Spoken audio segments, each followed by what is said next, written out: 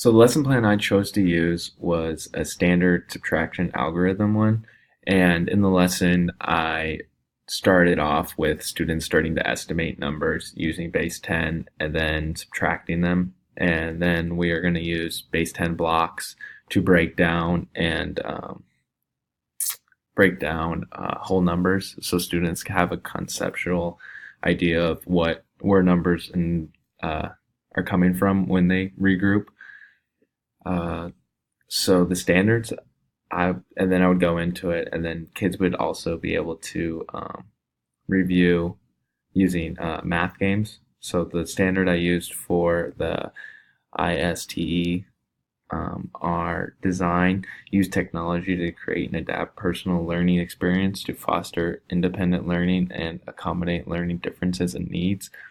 So what I would basically use this is I would teach the lesson of with the base 10 blocks and then have students break off and be able to go onto this website, Splash Math, and they would pick their grade. And what I like about this website is students would be able to pick what they are wanting to learn more about, and they could go down. So what we were working on in the lesson was subtraction using 2-digit to 3-digit numbers. And so see the regrouping here with 3 to 2-digit numbers.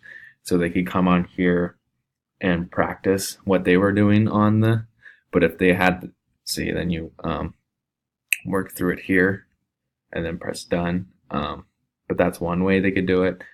And then also there would be worksheets for if kids wanted to do it that way.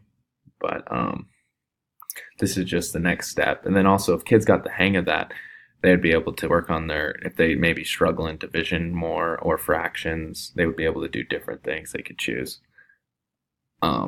For my TPEP evaluation bingo card, I have demonstrating knowledge of resources for the classroom use, design coherent instruction, learning activities, and then establishing a culture for learning, student pride and work.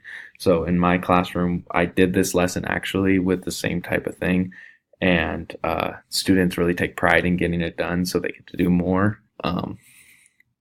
A lot of the time, there's kids that are really struggling and need more practice on the regrouping with the base 10 blocks. And then there's a lot of kids that get it really quick and then need to move on, and they can do the games or extra worksheets.